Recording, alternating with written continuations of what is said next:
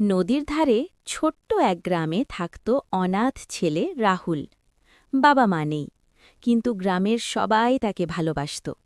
এক রাতে রাহুল শুনল কিছু ডাকাত গ্রামের দিকে আসছে। সবাই তখন ঘুমিয়ে। রাহুল ভয় পেল না। সে দ্রুত গ্রামের মন্দিরের বড় ঘণ্টা বাজাতে শুরু করল। ঢং ঢং ঢং শব্দে পুরো গ্রাম জেগে উঠল।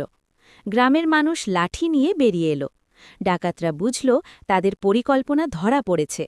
তারা ভয়ে পালিয়ে গেল। সবাই অবাক হয়ে দেখল ছোট্ট রাহুল তাদের বাঁচিয়েছে। গ্রামের প্রধান বললেন, আজ থেকে রাহুল শুধু অনাথ নয়, সে আমাদের গ্রামের সাহসী নায়ক। রাহুলের চোখে আনন্দের জল চলে এলো। সে বুঝল সাহস আর বুদ্ধি থাকলে ছোট মানুষও বড় কাজ করতে পারে। শিক্ষা: সাহস আর বুদ্ধি থাকলে যে কোনো বিপদ জয় করা যায়। জোর লাগাও। নদীর ধারে ছোট্ট এক গ্রামে থাকত অনাথ ছেলে রাহুল। বাবা মা নেই, কিন্তু গ্রামের সবাই তাকে ভালোবাসত।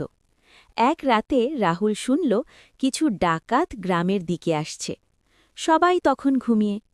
রাহুল ভয় পেল না। সে দ্রুত গ্রামের মন্দিরের বড় ঘণ্টা বাজাতে শুরু করল। ঢং ঢং ঢং শব্দে পুরো গ্রাম জেগে উঠল। গ্রামের মানুষ লাঠি নিয়ে বেরিয়ে এলো। ডাকাতরা বুঝল তাদের পরিকল্পনা ধরা পড়েছে।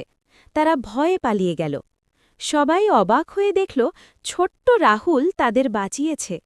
গ্রামের প্রধান বললেন, আজ থেকে রাহুল শুধু অনাথ নয়, সে আমাদের গ্রামের সাহসী নায়ক। রাহুলের চোখে আনন্দের জল চলে এলো। সে বুঝল সাহস আর বুদ্ধি থাকলে ছোট মানুষও বড় কাজ করতে পারে। শিক্ষা: সাহস আর বুদ্ধি থাকলে যে কোনো বিপদ জয় করা যায়। জোর লাগাও।